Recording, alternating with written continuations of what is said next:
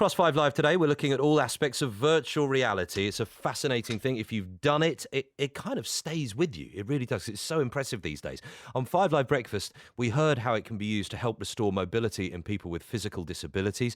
Fascinating film about that. Go and find it online. Go to the 5 Live feed on Twitter, at BBC 5 Live, if you find time later on today. But with new applications for virtual reality, it's like with driverless cars, isn't it? When we've got this really new, exciting technology, ethical considerations have to come in as well. What should and shouldn't be allowed in virtual reality, and how can the virtual space be properly policed, properly protected for those people using it? Tanya Laird is here. She's a virtual reality developer, creator of the VR Writers' Room and founder of Digital Jam. Hello, Tanya. Hello, Chris. What's Digital Jam? Digital Jam is a strategic agency that works across the entertainment industries and the technology industries, and we've been working in VR for quite some time now. Okay, this is good to know. It's important to know. Tell our listeners, first of all, I want to get an idea of the kind of thing, because a lot of people listening will have no idea of what we're capable of these days. So when was the last time that you went into a virtual reality world and you took off the head mask and you just went, wow? I do that on a pretty daily basis. I am very, very lucky in that I get to work with a lot of games that are in development. So that's both a blessing and a curse, in as much as I get to see these worlds while they're in development and in creation. But at the same time, I also get to see all the bugs, which can also lead to that very common thing that a lot of people talk about in gaming, which is motion sickness. Oh, yes. Because if there is a bug, if it's not quite right, it can make you feel a little bit queasy. Disorientated. But give me a real life example though, because I've had the opportunity to do this a couple of times. Yes. And one was, it wasn't so much a game, but you stepped into a world. It was an underwater world, and there I was. You're talking about the deep sea experience. The deep sea experience, and you're looking across a boat, a shipwreck, and there's all manner of stuff going on, and that's very exciting in the first place. And then you're just suddenly aware of something happening behind you, a little bit to your right. You spin around, and there, very, very close to you, is this huge eye, and it's a massive blue whale. And you're just, it feels like you're under the water looking at this thing. And then you take the headset off and you just think, what is going on here? But the people don't want to hear me waffling on. What experience have you had where you've just thought, actually, we're really going somewhere with this? Well, I think for me, some of the most interesting experiences are things like Eagle Flight, which is kind of the inverse experience to what you've had there with the deep sea experience, which essentially puts you in the eyes of the eagle, so to speak, and you get to soar around and fly and swoop and do all sorts of things. And because there are people who are developing what we call haptic interfaces, which allows you to really feel tangibly the sensation of some of these experiences, you now also have these lovely things that you can lie on. You can actually flap your wings, you can wave your arms about and flap your wings and actually feel like you are literally a bird swooping on the eddies and currents. Amazing. So I mean, there are a lot of different experiences that really can blow your mind, and I think that for most people, the very first time they go into VR, it is completely beyond their understanding of what they were expecting. They come out, and when they take that headset off for the first time, we call it VR face. Yes, I can imagine, because I think I'd love someone to have taken my picture after you take the. We do that an awful lot to people. Do you? Yeah, it is amazing. But look. It's great fun. It's great excitement. We don't want to be boring about this. We don't want to start saying, let's have loads of concerns. But we do have to answer some questions here, don't we? Indeed. About the moral and ethical issues that surround this. What are they? So there are a lot of issues around this at the moment. I think most commonly is the fact that because we're moving so quickly with this, it's a new medium, it's a new industry, and as a result, there isn't really certification at this stage in time. And so a lot of people are using existing certification that already exists from either the film industry or the existing games industries. And the problem being is when you immerse yourself in a virtual environment, the impact of that environment is so much stronger, so much more intense, that actually the existing certifications we have aren't necessarily relevant. Just because something, in a normal game, in a video game, is a 16, doesn't mean that it's going to be a 16 in VR.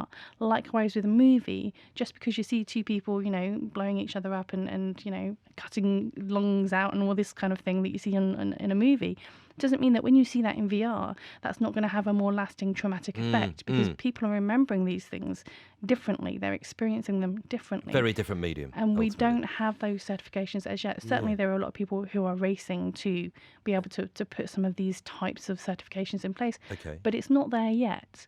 Right. And one of the most common things that I talk about a lot with a lot of developers, or when people, kind of throw concepts at me, is just because we can doesn't mean we should.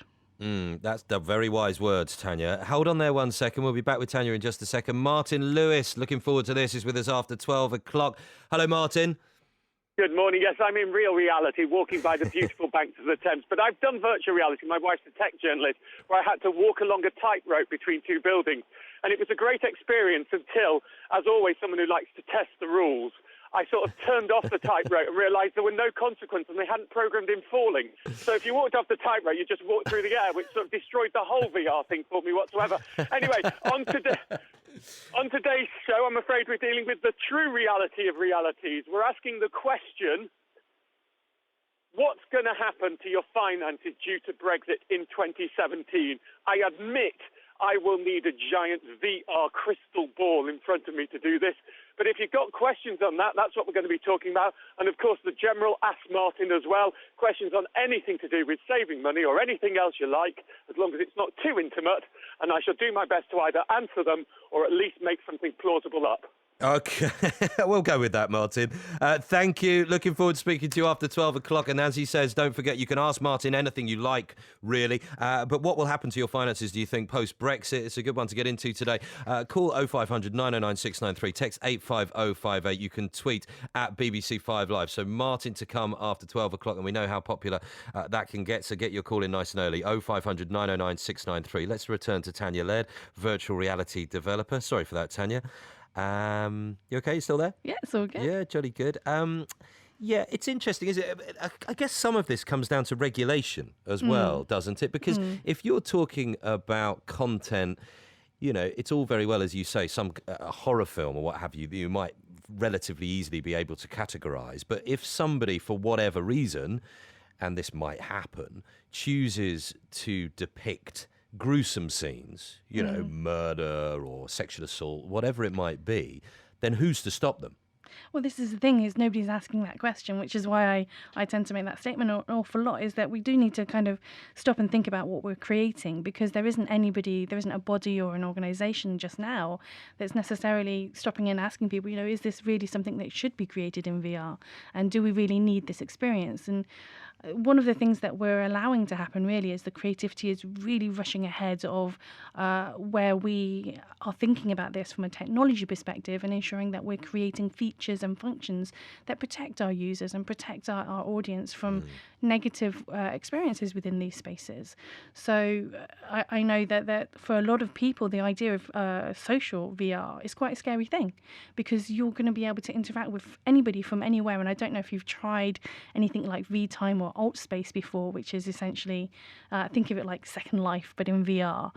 And it can be quite intimidating, especially if you're a woman, having random strangers coming up and saying, I want to sit in a room with you and talk with you about random strange things. You touched on something important there, because we saw a story last October. There was a story about a woman, it's a bit of an odd one, but who claimed that she was sexually assaulted in a virtual reality game. She was playing a game, just for our listeners, where she and other players had to shoot zombies, right? A fellow player turned to her virtual character and groped her. So she wasn't groped in real life, but she was in that VR world. And when you look at it, the person who did this got away with however you might describe that crime, actually, because in the real world, if that happened, it would be sexual assault, wouldn't it? But in that world, it's certainly not that at the moment. And this is exactly why it's important that we are building the features and the functions that allow users to be protected and to be safe in these environments. Because, some developers, they're creating these experiences and they're not necessarily considering, actually, when you're in this virtual environment and you're allowing this really great interaction between players, you're also allowing for, what some people might describe as abuse and others might describe as harassment, or, whatever level of interaction they might describe that as. But it is very important that we're thinking about how do we ensure that we're not just creating an extension, if you like, of existing negative behaviours that already exist within the games industry. Yes, yes. And one of the great examples of this is actually with the team at Altspace, who have created something they're calling the personal bubble. And what that does is it makes users disappear if they get too close to a person. So you as the person who's being approached can't see them, and nobody else in the room can. So you can't have this ongoing harassment of an individual player, because when they get too close, they just vanish from the environment. Nobody can see them. Yes. And that's really powerful and useful to allow people to feel secure and safe in these environments. It's big questions. We're going to leave it there, Tanya, but it's big questions and a lot of thinking that's going to have to go into this. But at the same time, there's a lot of fun to be had there, isn't it? That's another issue that perhaps we didn't get a chance to get into this morning. Tanya Laird, virtual reality developer, creator of the VR Writers Room, founder of Digital Jam there. How much time people might spend in these universes as well, because when I've done it, you immediately want to have another go. I'm not saying it would be like the Lawnmower Man. They were onto something there, maybe, weren't they?